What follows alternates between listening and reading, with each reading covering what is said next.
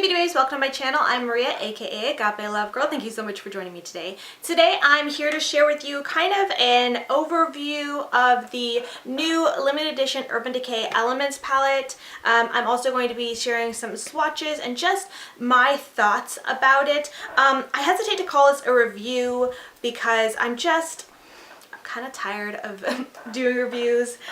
I might cut them for my channel, just saying. But I do want to give an overview and just my opinion on this because I did receive this in PR. I have been using it. I do have some thoughts. And even though I've used this a few times, I've had it for I think maybe 2 weeks now. I just I don't know. I don't feel comfortable saying it's a review, but anyways, let's just move on. Now, let me just tell you a little bit about this palette for those who don't know. It is a limited edition. It is $52. And I'm just gonna say right there, I don't like that price. I do believe that you're supposed to also get a brush with it. I did not receive a brush with mine. I don't know, actually. That's what I've been hearing a lot of people say, is like it's a little bit more than some of the other palettes because you get a brush with it. I did not receive a brush with mine, but let's get real. Like any time anyone receives a brush with a palette, I mean, who uses those? Sometimes I do. I don't always think they're terrible quality. It's just that I just forget to use the brushes that come with the palette, so that doesn't, for me, excuse the price. This is a lot more than the Born to Run palette, which is, I'm looking, sorry, at my phone, $49, so it's not a huge difference, but it is a difference. And I'm just gonna say right off the bat, I prefer the Born to Run palette much better, and I would recommend that over this one. Now, I don't know if this is true with Urban Decay, but I feel like it's true with a lot of brands just in general. I'm not trying to call out Urban Decay, but I've seen this happen with several other brands where the quality of a limited edition product or palette specifically is usually not the same as the quality of a palette that is permanent. In my experience, or at least in my opinion, I feel like limited edition palettes tend to be made a little bit cheaper, maybe cheaper quality, cheaper ingredients. I'm not quite sure, but I feel like the palettes perform not as great as a palette that is usually permanent. And I haven't necessarily experienced that a ton with Urban Decay, but I will say that I believe that's what I feel like with this palette. That being said, I don't think it's a terrible palette. I don't think it performs terribly. It just, there are other Urban Decay palettes that perform better for my preference, in my opinion. So I definitely think that the performance of the Born to Run palette is much better, in my opinion, at least from my personal preferences. Now, what is different to me about these shadows is that it's kind of hard to explain because not all of them are exactly like this, but I find that most of them are. They have a more creamy, soft texture to them, and this is not to say that like the Born to Run shadows are not creamy or soft, because they are that, but I just feel like in a sense those are a drier formula and easier to work with compared to these. These kind of remind me a little bit, and I hesitate to say this because they're not super like that, but they kind of remind me slightly of, like, say the like moisture wise and the creaminess wise of like the ColourPop Super Shock shadows. They're just very, very much like a cream product almost, but like a powdered cream product, if that makes sense at all. It's so hard to explain the texture of these. They're just very much so a creamy, cream-like consistency, and that can be a good or bad thing. It really depends on your preference for a shadow.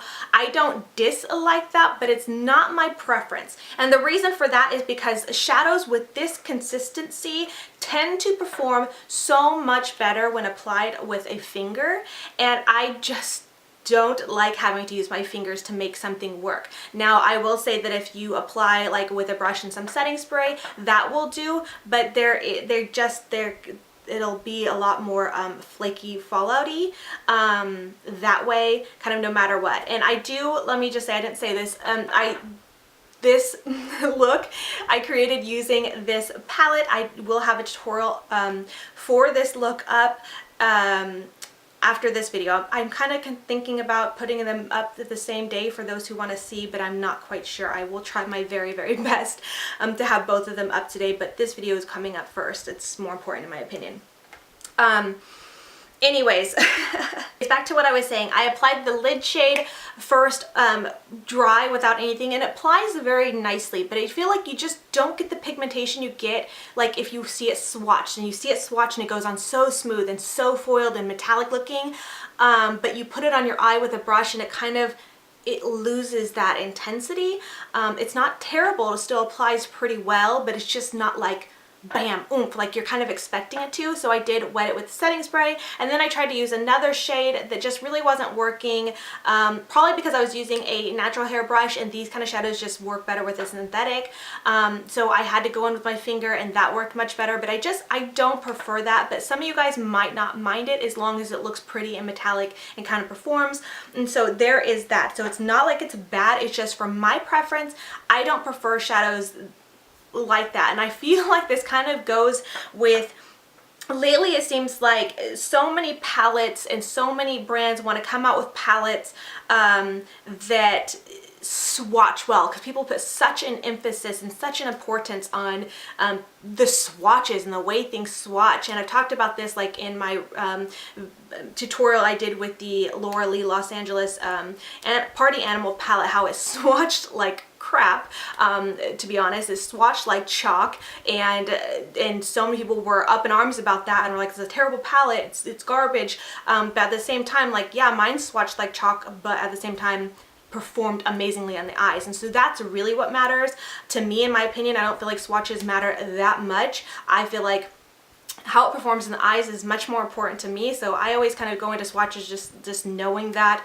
some can swatch amazingly, but then just don't perform in the eyes. And so I just feel like this is one of those palettes that like is gonna swatch amazingly, but you need a little extra care to apply it to the eyes. They still perform beautifully on the eyes, I will say. Like, I think this look is beautiful. The shadows are very pigmented, but it's not my preference. I'm just gonna say that. Next, I just want to talk a little bit about the shadows and the shade selection and things like that.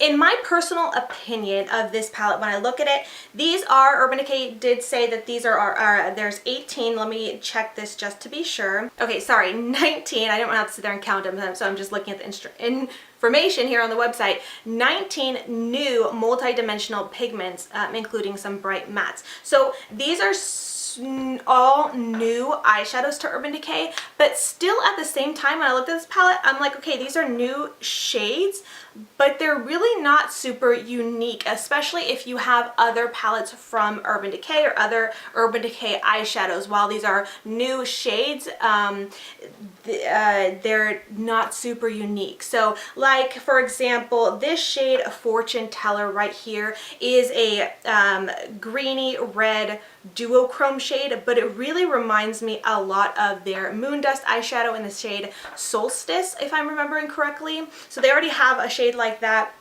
There's the shade Ego, which is kind of like a, not quite duochrome. It's not described the same way as Fortune Teller is, this duochrome one. But this one is like a pinky blue. As you can see, it kind of has a blue shift to it. And that actually reminds me of another shadow from Urban Decay. I cannot for the life of me remember what shade that is, because I feel like it's an older shade that's like no longer available, or maybe was in a limited edition palette a long time ago. If I can remember, I'll put it on the screen.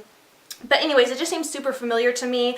And then as far as like the blues and the purple, I feel like those, like if you got the Kristen Leanne Kaleidoscope palette, I feel like those are super similar to the shadows, the blue shades in that palette, and even the purple and things like that is just super familiar. And this is not to like throw shade at Urban Decay.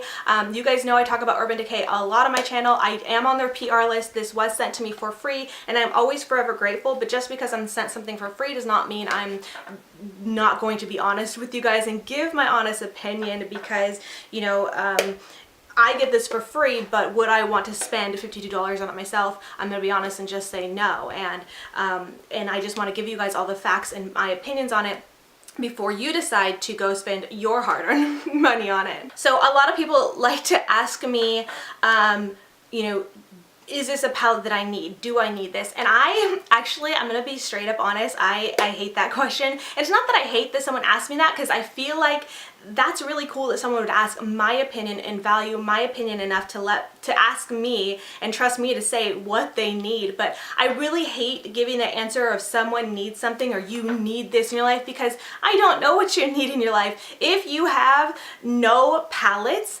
and you're just starting your collection and you really are wanting to get into color and you don't mind having consistency that is kind of like a lot more creamy and how I described, then maybe you would need this in your life. But I'm not going to sit here and tell you need this. I'm pretty sure I've never said that in my channel, but I could be wrong. But for the most part, I try not to say you need this. Is not a palette you need. I will say, however, that if you do have any of Urban Decay's, you know, older limited edition palettes or previous limited edition palettes or colorful palettes or Vice palettes, you most likely do not need this. I'm just gonna say that right there, because there's just too many similarities. Whether these are new shadows or not, to me there's just too many similarities, and I personally wouldn't have felt that I needed this palette. So that's what I'm throwing out there for that.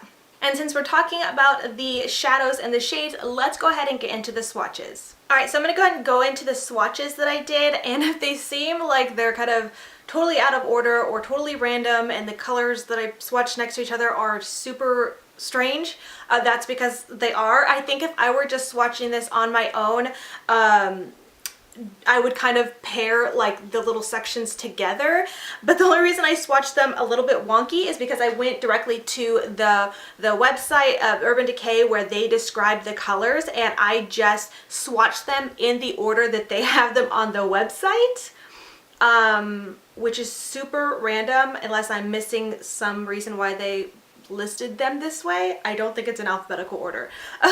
Anyways, so I just kind of swatched them that way I could kind of read the descriptions as I swatch them for you guys. So that's why they look a little bit wonky. That's definitely not how I would choose to swatch them, but forgive me. I just was trying to do what would be easier for me, rather than have to like swatch them how I would like and then go find all the different shades out of order and all that. So just keep that in mind. Alright, so Silver Burn is described as a smoky purple with pink iridescent sparkle. Super, super pretty color. Next is Electric Air, which is a pinkish silver with iridescent micro glitter. I definitely don't see as much like any glitter. This is just more of a shimmer in my opinion. I definitely see more shimmer in that first shade, Silver Burn. And then next we have Tectonic, which is described as a chocolate brown with iridescent micro sparkle. And I do see a little bit of that micro sparkle in here. It's super, super pretty. It's almost like a pinky gold sparkle. Very, very beautiful shade.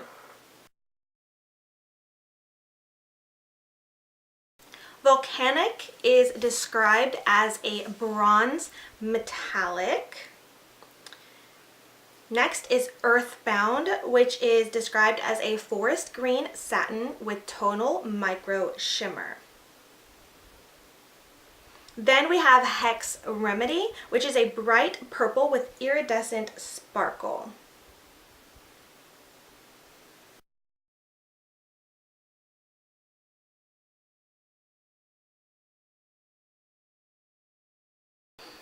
So Fool's Gold is a metallic gold with tonal sparkle.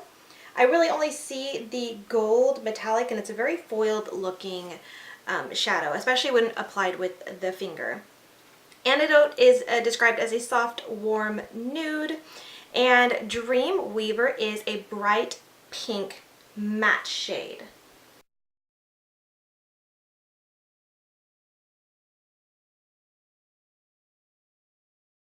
Alright, next up we have Ego, which is a soft pinkish purple with blue micro shimmer.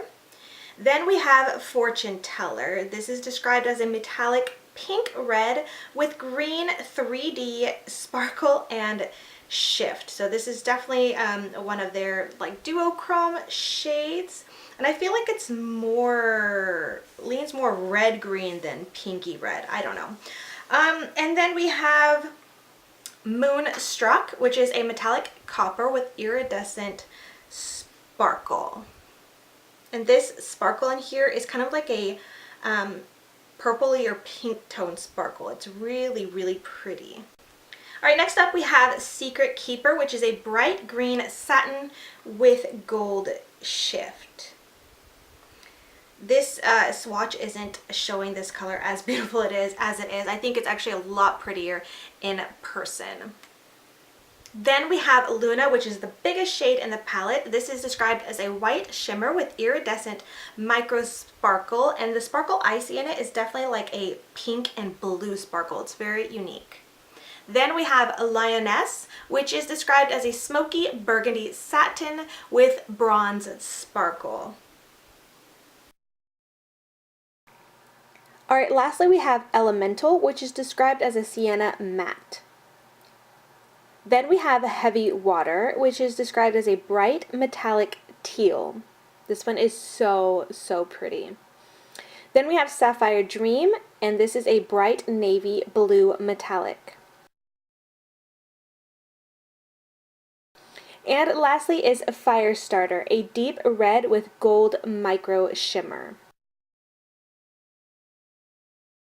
Alright, I really hope you guys found those swatches helpful. I know they're not the prettiest swatches, the best swatches, but I wanted to be able to show you guys the shadows up close and things like that. And so just a couple last things I want to talk about before we end this video was, as I'm sure you saw in the swatches, there are only 3 matte shades in this palette, and that's kind of another thing that I am like not super happy about. I'm not mad about it because I feel like Urban Decay does this a lot with their limited edition palettes. A lot of their limited edition palettes are mostly metallic or shimmer shadows. A lot of these kind of palettes they come out with are, as you would say, a companion palette to, say, a matte palette that you might have. And I think Urban Decay does this because they do have, you know, their Naked Basics palettes. They have their Naked Basics 1, Basics 2, they have like the Mini Petite Heat, and things like that that are all matte shades. They're just little tiny little guys that have all matte shades. So if you have those, these palettes are kind of, I would say, that would be my guess is what they're doing. Like, these are companion palettes to the palettes you already own, so they're probably not going to want to put in a lot of matte shades when you, chances are you might already have a full matte palette. So this is definitely a companion palette, so I'm not mad at it, but it could be a little bit disappointing for anybody who likes to create full looks with one palette. Now I am not against doing companion palettes and having a couple matte shades and things like that, but I am someone who does like to be able to create a complete look with one palette, especially like when I'm creating looks on YouTube for you guys. Like if I say I'm going to create a look with, let's say, the Born to Run palette, I'm not going to take the Born to Run palette and then grab 3 other palettes to be able to complete my look, or the Born to Run palette and then like 3 single shadows to complete my look. I want you to be able to create the look that I created using just the one palette, and the same thing with this. And the look I created today, I used just this palette and kind of made it work, which you guys will see in that tutorial, but I had wished that there was a little bit of a deeper shade to work in there to create a look, but again, that's not like a major like con to me, because most likely a lot of us already do have other shades. You can grab other palettes if you need, so it's not a big deal, but it's just something to note that that it would have been nice for at least one of the other matte shades to be a little bit deeper, darker, maybe if not a black, like a deeper brown or something close to just a deeper shade, I think would have been nice. But again, that's just something to note, just a personal preference when I was creating this look and some of the looks that I have created with this palette. Alright, and lastly, let's go ahead and just talk about the palette and the design, the packaging. Usually it's one of the first things I talk about, but it's like maybe not everybody cares about that kind of thing. But you know, I always mention this in any video I do talking about Urban Decay, is like, this is just their thing. This is what they do. They are really known, in my opinion, for having palettes that are just not the most functional, not the most standard. They go above and beyond with their packaging, always make it fun, always make it edgy, always, you know, do things that not everybody loves. So this is a round palette. It is a large palette, as you can see it in front of my face. It's pretty big, but I think it's beautiful. I think Urban Decay really does a great job at being very creative and artistic with their packaging. It's just part of who Urban Decay is. You either love it or you hate it. So yeah, it's not the most like easy to travel with or like easy to store or anything like that, but it's like a piece of art. It is super beautiful. This is kind of like, if you could tell, kind of inlaid, or I don't know what the description of that would be, with this beautiful UD here. And I just love this. I don't even know what this is, but like kind of rock-ish or crystal-y like rainbow thing on the front. It's beautiful. This opens up fully all the way up like this and stays there. It's a giant mirror that is perfect. I mean, it's like a beautiful, great mirror. So if you need to use that, I mean, it's like huge. It's perfect. So it does sit up like this as well. And then it goes all the way out like this. All the shades are circles, not your typical square. Luna is the largest shade in this palette, and I guess that's mostly because they said this is supposed to be a transformer shade, so you can use it over top other shadows to transform the look of them. I don't imagine it working that well, in my opinion, to do that, but I guess you could. I've been using it a lot for just like an inner corner sparkle, and it does look like that the inner rim here of these shadows are all smaller, and then these ones on the outside are a little bit larger. Maybe that's an optical illusion, but I think that's what it looks like to me. So yeah, so it's like an interesting pattern and design.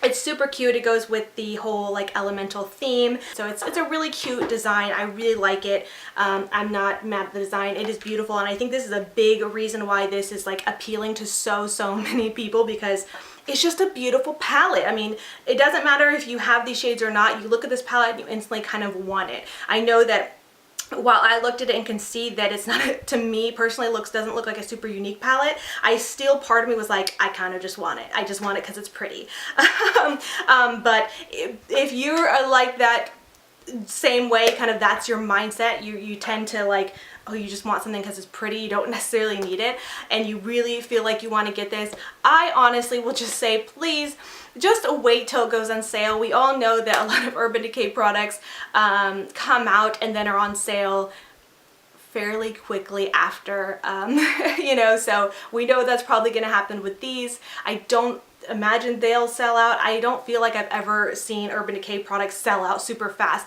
They always end up going on sale a couple months later, if not just a month or so later. So I would say definitely hold off and wait till it goes on sale and then purchase it if you know, just really want it. And that's just my opinion. That's my kind of thoughts and my overview of the palette. It's not a terrible palette by any means. It's a beautiful palette, but it's just something that I don't feel like a lot of people probably will need, and it's definitely one of those companion palettes. So with that being said, if you are on the fence about this palette, I'd love to know your opinion. Was this helpful? Was it not helpful? Did you get the palette? If you got the palette, feel free to share your thoughts and your own review in the comments, because I love hearing from you, and I'm sure other people can be helped by you as well. So that wraps it up for my own thoughts, and I just want to thank you guys so much for watching, and until next time, much love and hugs to you. Bye, beauty babes.